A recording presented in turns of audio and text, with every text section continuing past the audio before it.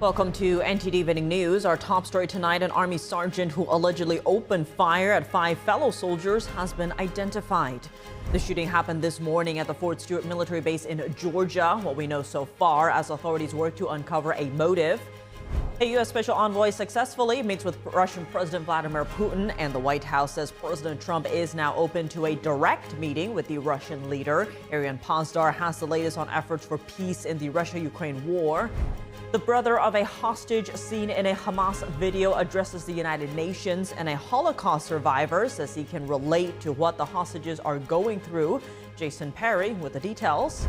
As the Texas governor and attorney general are pushing to oust the Democratic state lawmakers who fled the state, one U.S. senator is looking to get the FBI involved. And a legal expert says Texas Republicans will likely get their new congressional map, but questions whether Democratic states will do the same.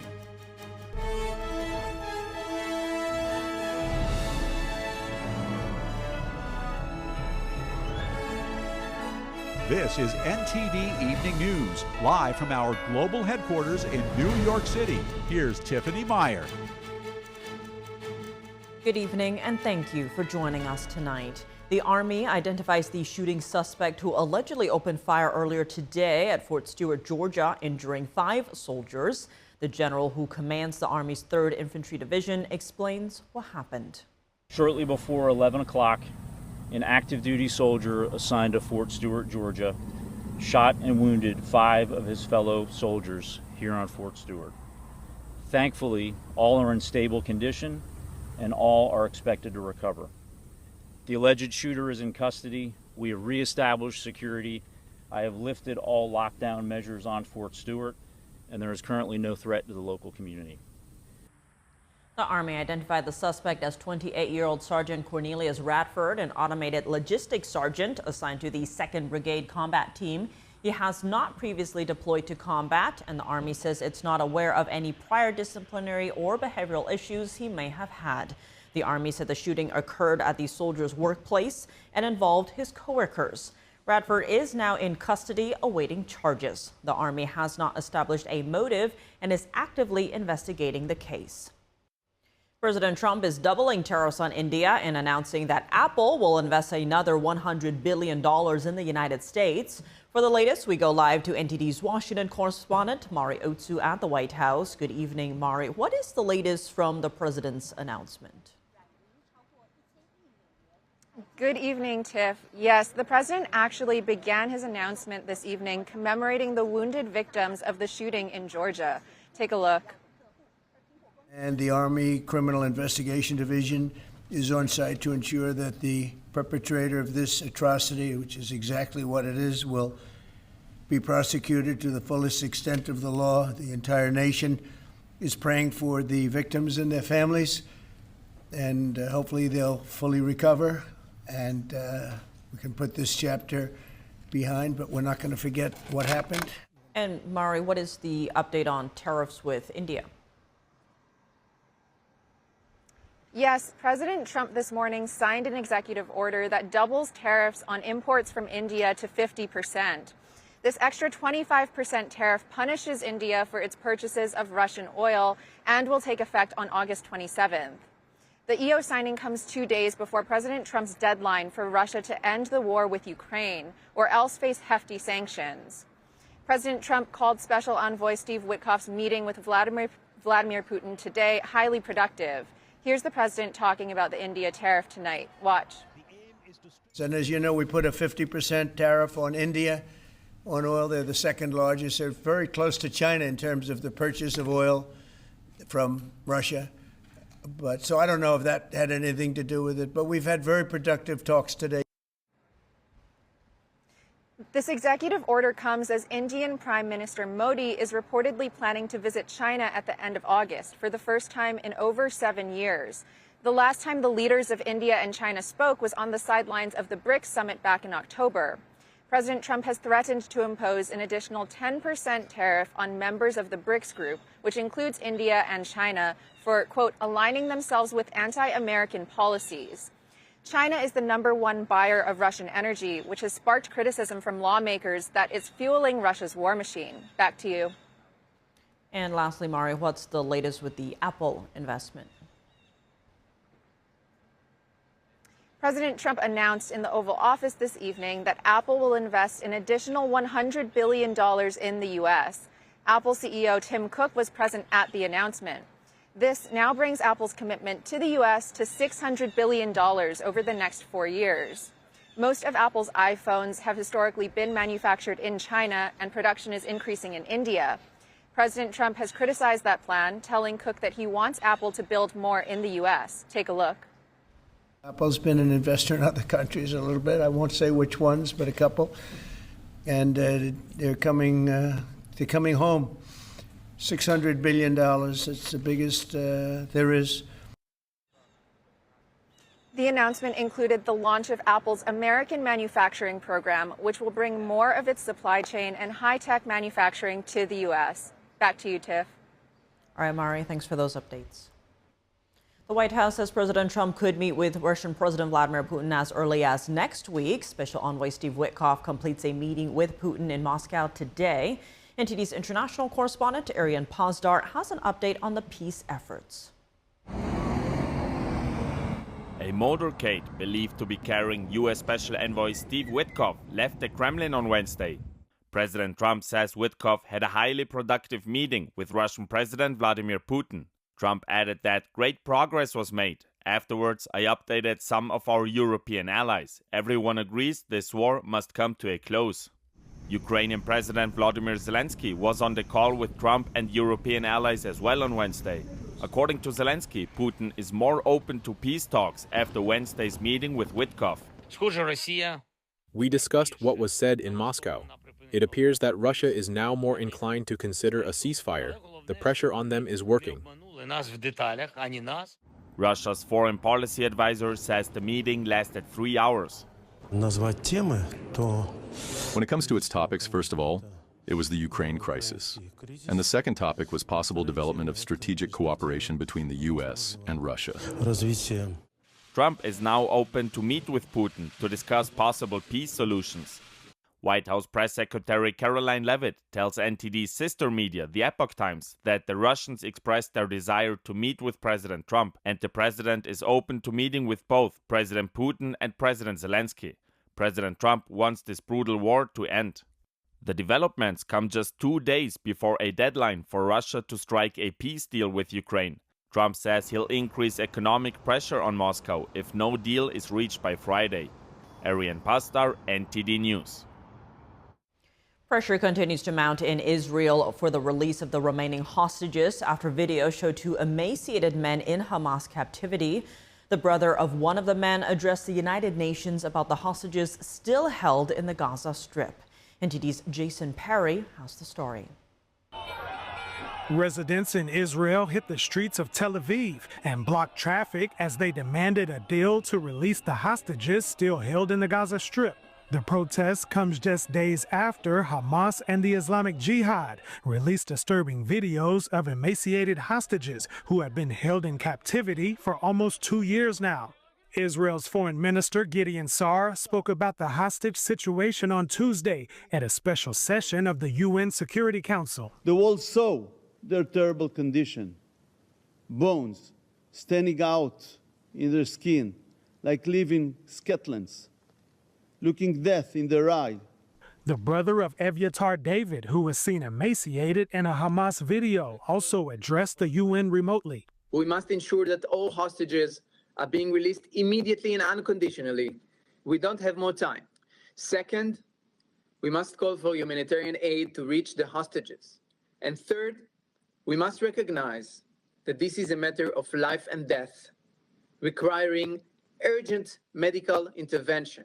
And in Israel, a survivor of the Holocaust said he could relate to the hostages and what they're experiencing. I feel the lack of food, the hunger that someone who hasn't gone through it simply can't understand. At the same time, Israeli forces continue to wage war against the Hamas terrorist group in the Gaza Strip in an effort to release the hostages. Israel continues counterterrorism operations in the West Bank as well. On Wednesday, Israel released a video of Israeli police tracking down 2 suspected terrorists. Police eventually found the 2 wanted individuals in a pool hall and detained them. Israel said it had intelligence that the two were trying to form a terrorist cell. The Palestinian Authority, which is the body currently governing the West Bank, has a policy in place that pays the families of terrorists who harm or kill Israelis if the terrorist is injured, killed, or detained in the process. Meanwhile, Lebanon is stepping up efforts to disarm the Iran-backed Hezbollah terrorist group, which has exerted much control over southern Lebanon. On Tuesday, Lebanon's cabinet tasked the army to develop a plan to disarm the Hezbollah terrorist group by the end of the year. Hezbollah said on Wednesday that Lebanon's effort to try to disarm the group was, quote, a grave sin. Jason Perry, NTD News. The latest in the Texas redistricting battle, the state's governor and attorney general are pushing to get absent Democrats ousted from office. And a U.S. senator from Texas is asking the FBI to get involved. NTD's Melina Weiskup has the updates. Dozens of Democrat state lawmakers from Texas remain out of state. There being 94 members present, a quorum is not present. Facing arrest warrants and now possible removal from office. I'll pay that price for America. Yes. And I think everyone behind me would say they would do the same. Right. Texas Governor Greg Abbott is asking the state Supreme Court to remove the state House Democratic chair, Jean Wu. The governor wrote, Texas House Democrats abandoned their duty to Texans, and there must be consequences. As for the other Democrats, the attorney general is giving them until Friday to return, or he'll seek to remove all of them from office. Redistricting happens every 10 years after a census, and so this is not the regular way that we do redistricting. Their goal is to block a Republican-backed redistricting vote that would give the GOP a competing chance in Democrat-held districts. These voters in these districts won by Trump, they don't have the ability to vote for their candidate of choice now because they're in congressional districts. They're in a Democrat district as opposed to a district won by Trump. If Democrats return for the vote, the map is almost certain to be approved. So they're trying to run out the clock. We have to know our lines by maybe October. So the time is ticking, and it's ticking away really fast. That is why you see the attorney general as well as the governor getting very aggressive, because you can't just change the lines and you can't change the primary without the Democrats being there and providing a quorum. U.S. Senator John Cornyn of Texas has asked the FBI to help arrest them for return to Texas, writing, federal resources are necessary to locate the out-of-state Texas legislators who are potentially acting in violation of the law. Reporting from Washington, D.C., Melina Weiskup, NTD News. And earlier today, the Democratic state lawmakers who fled Texas were forced to evacuate their hotel in Illinois after a bomb threat. Officials say everyone is safe after a thorough search of the property. Illinois Governor J.B. Pritzker said he's aware of the threats and posted on X, quote, threats of violence will be investigated and those responsible will be held accountable. Texas lawmakers have been facing off over changes Republicans want to make to the state's congressional map. NTD's Arlene Richards spoke with a constitutional law expert who says the Justice Department is going out on a limb in supporting the GOP proposal in Texas. The Trump administration has pushed for Texas to change its congressional map, arguing that past gerrymandered maps have created unconstitutional coalition districts. What are coalition districts? Coalition district is a district that provides electoral opportunities for a group or a coalition of racial minority communities, maybe a Black and Hispanic community or a Hispanic and an Asian community taken together. Professor Doug Spencer, a constitutional law expert, says coalition districts help to remedy violations of the Voting Rights Act. Different circuits across the United States have interpreted the Voting Rights Act differently, but in Texas, the Fifth Circuit has held that a coalition district is a constitutional and an appropriate remedy under the Voting Rights Act. So the Department of Justice here is going out on a limb and hoping that maybe the Fifth Circuit of the federal courts will adopt some of the logic that has appeared in other circuits. Attorney Gerard Felitti told NTD on Tuesday that the act prohibits drawing maps on the basis of minority groups. When it has an impact on the process or the procedure of voting. So when you look at the Voter Rights Act, what that tells you is that if there is a redistricting that's done on the basis of coalition and non-coalition, it might change the way that minorities vote or can vote or have access to the ballot. By law, states typically change their congressional maps every 10 years. But Texas Republicans have changed their map after only 5 years. Spencer explained their reasoning. What Texas is saying is, well, it doesn't say that we can't do it more.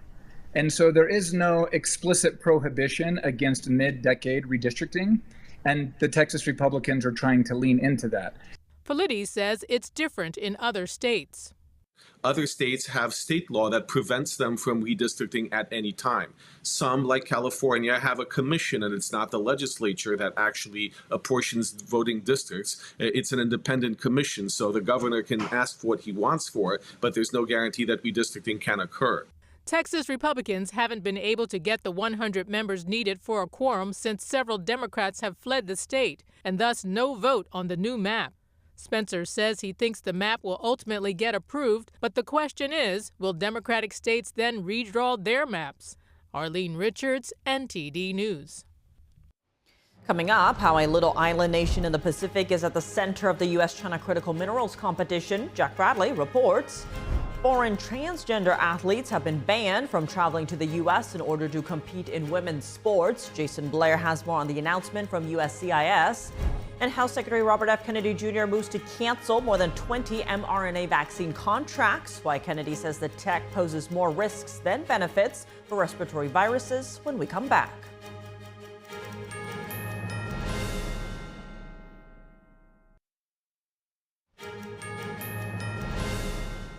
Welcome back. I'm Tiffany Meyer. Why is the U.S. competing with China over a little island nation in the Pacific? The State Department just started seabed mineral talks with the Cook Islands, a country with ties to New Zealand. NTD's Washington correspondent Jack Bradley has more. The U.S. is partnering with the Cook Islands to conduct research on seabed minerals. The Pacific Island country sits atop a seabed that's reportedly rich in critical minerals, and it's also subject to influence by the Chinese Communist Party. The announcement was made on the Cook Islands' 60th anniversary. They said in a joint statement on Tuesday that U.S.-linked firms sit at the forefront of deep seabed mineral research and exploration in the Cook Islands, which reflects strong and shared U.S. Cook Islands seabed mineral interests.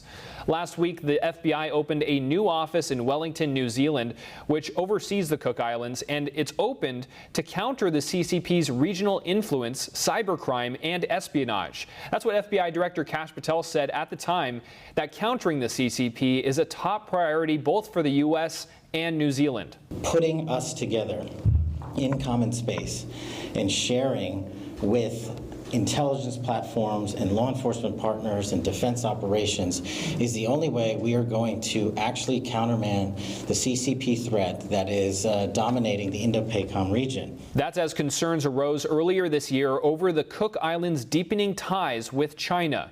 Their prime minister went to China in February and signed a trade and seabed mining agreement with the CCP. But New Zealand's leaders were unhappy that they weren't informed about this, as the two countries share constitutional ties. And in June, New Zealand suspended $11 million to the Cook Islands in development funding. China has been working to tie itself to several island nations for rare earth minerals. China supplies about 90% of the world's rare earths and also dominates in producing many critical minerals. Analysts say that if China were to ban exports of these minerals to the U.S., the consequences could be economically catastrophic. So a total export ban would be devastating to the U.S. economy. We would need to rely on domestic sources if we can get them online, and to turn to allies as much as possible. So right now, the U.S. is looking into alternatives like its trading partners in the Indo-Pacific, Japan, Australia, and also mining here at home. We have vast mineral resources here. A lot of people do not understand how much we actually have. Last month, for instance, the Pentagon agreed to invest $400 million in a stake in MP Materials, America's largest rare earth mine. For NTD News, I'm Jack Bradley. How has dependence on China made the U.S. vulnerable, and what can we do to mitigate the risk? Former U.S. Ambassador Joseph Sella will join us with his insights and analysis tonight on NTD's Capital Report at 7 p.m. Eastern Time. Foreign transgender athletes are no longer allowed to enter the U.S. for the purpose of competing in women's sports. That's according to a policy update by U.S. Citizenship and Immigration Services. NTD correspondent Jason Blair has the update. The U.S. Citizenship and Immigration Services, or USCIS, has updated a policy that will not allow male athletes to enter the U.S. in order to compete in women's sports. The agency says the move is in alignment with President Trump's Keeping Men Out of Women's Sports executive order. Spokesperson Matthew Tregesser says USCIS is closing the loophole for foreign male athletes whose only chance at winning elite sports is to change their gender identity and leverage their biological advantages against women. It's a matter of safety, fairness, respect, and truth that only female athletes receive a visa to come to the U.S. to participate in women's sports. And sticking with the DHS amidst a recruitment push for ICE, Secretary Kristi Noem told Fox News that they have removed previous age requirements. Noem says anyone 18 or over is allowed to apply. We'll get you trained and ready to be equipped to go out on the streets and help protect family. Noem says that ICE has received 80,000 applicants towards their 10,000 recruitment goal. And a day after an announcement of a new illegal immigration detention center coming to Indiana, White House Border Czar Tom Homan says he's happy about the 1,000-bed facility, but more are needed. I'd like to see more. I'd like to see bigger facilities that hold, 4,000 or 5,000 people. I've said from day one, we need 100,000 beds. That's what we asked for in the big, beautiful bill, and we got it. 100,000 beds would create more efficiencies and allow ICE agents to arrest more bad people on the street. Reporting in Washington, D.C., Jason Blair, NTD News. mRNA vaccine work is taking a hit. Health and Human Services Secretary Robert F. Kennedy Jr. says 22 mRNA vaccine development contracts are being canceled and redirected. NTD's Daniel Monahan has more. HHS Secretary Robert F. Kennedy Jr. announced that mRNA vaccine development contracts are being canceled, saying the vaccines fail to protect effectively against upper respiratory infections like COVID and flu. Kennedy says mRNA only codes for a small part of the viral protein, usually a single antigen. One mutation and the vaccine becomes ineffective. This dynamic drives a phenomenon called antigenic shift, meaning that the vaccine paradoxically encourages new mutations and can actually prolong pandemics as the virus constantly mutates to escape the protective effects of the vaccine. The HHS chief says millions of people caught the Omicron variant of COVID despite being vaccinated because a single mutation can render mRNA vaccines ineffective. After reviewing the science and consulting top experts at NIH and FDA, HHS has determined that mRNA technology poses more risks than benefits for these respiratory viruses. The HHS secretary says the U.S. will now prioritize the development of what he called safer, broader vaccine strategies. Like whole virus vaccines and novel platforms that don't collapse when viruses mutate. The 22 canceled projects are worth nearly $500 million. Many infectious disease experts say the mRNA technology used in vaccines is safe and say it slowed the 2020 coronavirus pandemic. They warn that future pandemics will be harder to stop without the help of mRNA. Daniel Monahan, NTD News. Coming up, President Trump is threatening to take federal control of Washington, D.C. after a man was brutally assaulted in the city. Could he make that happen, and how would it work? Attorney Gerard Filitti joins us to discuss after the break.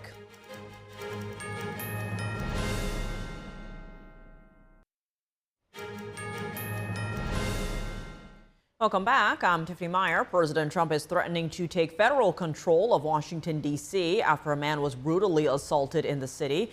It's still unclear who the perpetrators were, but the victim was identified as a former member of the Department of Government Efficiency, better known as DOGE. Joining us now to discuss is Gerard Filitti. He's a senior counsel at the Lawfare Project and an attorney specializing in national security law and policy and counterterrorism. Gerard, thank you so much for joining us. Great to see you now. President Trump posted in response to the attack, quote, "If D.C. doesn't get its act together and quickly, we will have no choice but to take federal control of the city." First, what does the law say about federalizing D.C.? Up until 1973, when Congress passed the Home Rule Act, Washington, D.C. was directly administered by Congress. There were congressional committees in the House and Senate that relegated the budget and the finances and the rules of the city. And there was a board of commissioners and then a commissioner that was appointed by the president that acted sort of as a mayor. This changed in 1973 with limited home rule, which gave power to the city council and the mayor. Now, Congress can retake control of Washington, D.C., but that would mean repealing the Home Rule Act. Absent Congress doing so, President Trump does have some things that he can do, but not federalize Washington, D.C. entirely. But there are recent headlines like the one of a congressional intern fatally shot near a metro station. Given headlines like these, is President Trump's stance of cutting the crime rate a valid argument for federalizing D.C.? What would the court say? Well, President Trump has seen, and I think he's pointed to a high crime rate, which, yes, it has gone down in the last few years since the pandemic, but in many types of crime, they're still much higher than they were before the pandemic, before 2020. So Washington, D.C. is right now a city that has a high level of homelessness. It has a high level of vandalism. It has a high level of street crimes that affect the daily lives of many, many people. So crime is still altogether higher than it was a decade ago. So President Trump is rightly pointing out that this is a pretty serious problem that Washington, D.C.'s soft on crime policies have historically failed to address. If he is to do anything, he can take more direct control of the police department if there is a state of emergency. And he also has the option of bringing in the National Guard. The president has direct control of the Washington, D.C. Guard. But for that, we really need extraordinary circumstances. And Gerard, specifically, the president is calling on the city to change its ordinances when it comes to prosecuting minors. Now, D.C. is run by a locally elected city council mayor, as you mentioned. So if it were federalized, would Trump be able to change its ordinances? Trump would not be directly able to change its ordinances. If it were to be federalized, it would probably look a lot like it did before 1973, meaning Congress would be responsible for passing a lot of the regulations and controlling the budget of the city, but there would be some kind of an executive, some kind of a panel of administrators, probably appointed by the president, but not directly responding to the president's directives. So Donald Trump would be able to have a lot of influence on policy in Washington, D.C. if we went back to that system, but he would not be able to personally direct what laws were passed or how things were enforced. And Gerard, going back to your earlier point, the Home Rule Act of 1973, how does that fit into President Trump's calls here? Well, in order for Washington, D.C. to be federalized, you really need that act to be repealed, which means Congress would need to take a vote. It would need to pass the House and the Senate, and it would need to survive a filibuster in the Senate. Right now, Republicans don't control 60 seats that would be necessary to stop a filibuster. So it is not likely that Congress would be able to overturn this act, even if it wanted to. But that would be the mechanism for President Trump to go. Now, under the Home Rule Act, he still has some authority to take control of the police in emergency situations. He still has the authority to call in the National Guard. Congress still ultimately can approve or reject the budget and make changes to the budget of Washington, D.C. But if you wanted to federalize D.C., it would need an act of Congress. Gerard Filitti, as always, thank you so much for joining us. Pleasure. Thank you so much. President Trump is floating a federal takeover of the nation's capital. This comes after a former DOJ staffer was ambushed and assaulted by a group of teens in D.C. Are city residents on board with the idea? NTD's Sam Wong was in the Navy Yard area of D.C. to hear from the people. You feel safe being in the city? I do. I feel safe being in the city. I know it has its ups and downs, but for overall, I do feel safe being in the city. I noticed on Friday nights there's a ton of police presence on the wharf because they're underage kids. That's kind of scary when you see that many cops, which is good, but something's going on. I come around often. I'm pretty on this side often, but I never experienced any trouble with anybody. There were a couple of big incidents where large crowds of kids showed up. I didn't see those. They seem to have deterred those recently with lights and more cops, on the weekends when that would happen. I speak to the community quite often, and a lot of people have very bad experiences, including a friend of mine who just saw two teenagers this morning at 6 a.m. with a gun and ski masks on, getting ready to rob someone. As I was saying, the CVS right here has actually been robbed a couple of times. President Trump was talking about federalizing the city if this crime situation doesn't get resolved. What are your thoughts on that?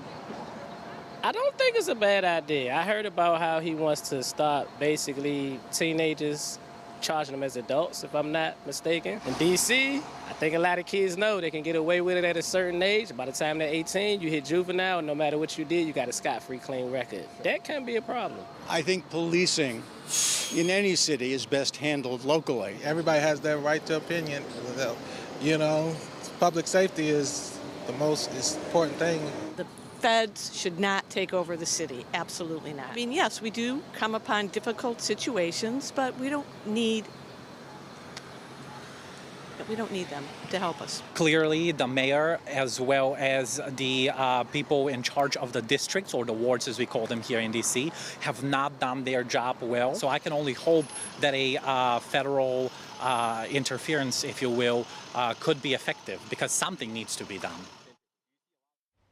Coming up, Japan marks the 80th anniversary of the atomic bomb drop on Hiroshima. The ceremony comes amid increasing pressure to prohibit nuclear weapons. And in skateboarding, the LA Games may be 3 years away, but that hasn't stopped this Olympian from preparing for gold. Dave Martin with the report when we return.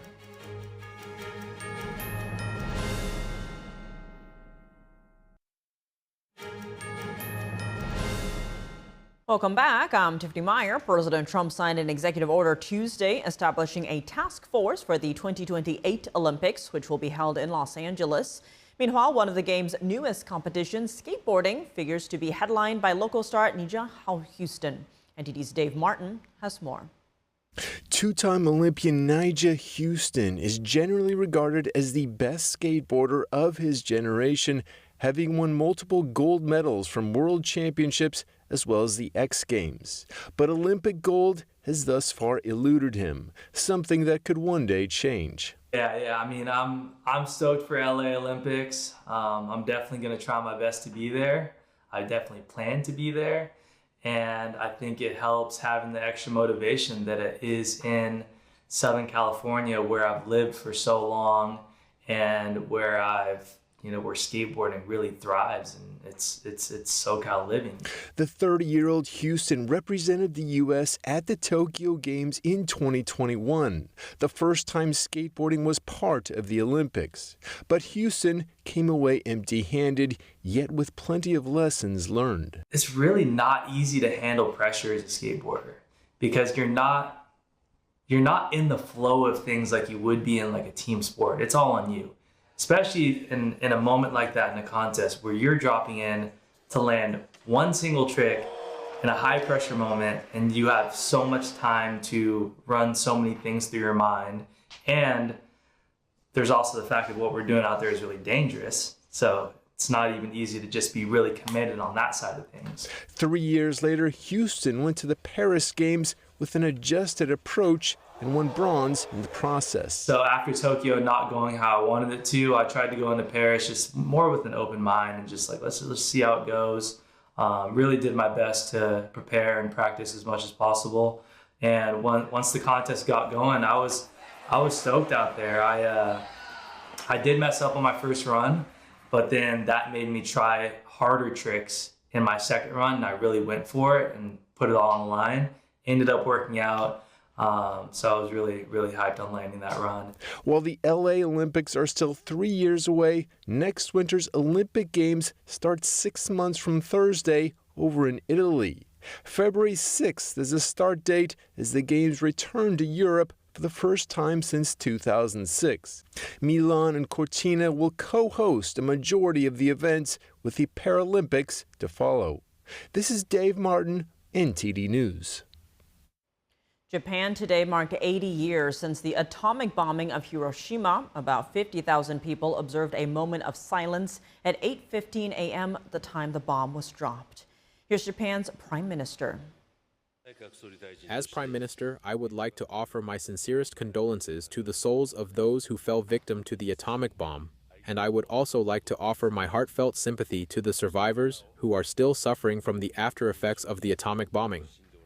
We must not repeat the tragedy that was brought upon Hiroshima and Nagasaki. It is our country's responsibility, as the only nation that have suffered atomic bombings, to uphold the 3 non-nuclear principles and lead the global initiative for a world without nuclear weapons. The bombing of Hiroshima on August 6, 1945 destroyed the city and killed 140,000 people. The U.S. dropped a second bomb on Nagasaki 3 days later, killing 70,000. Japan surrendered on August 15th, ending World War II in nearly 50 years of Japanese aggression in Asia. Though Japan's prime minister pledged to work for a world without nuclear weapons, the Japanese government has rejected the survivors' request to sign the treaty on the prohibition of nuclear weapons. And that's all for today's news. For round-the-clock coverage, visit us at ntd.com/live or download our NTD app. Thanks for tuning in. I'm Tiffany Meyer. Good night.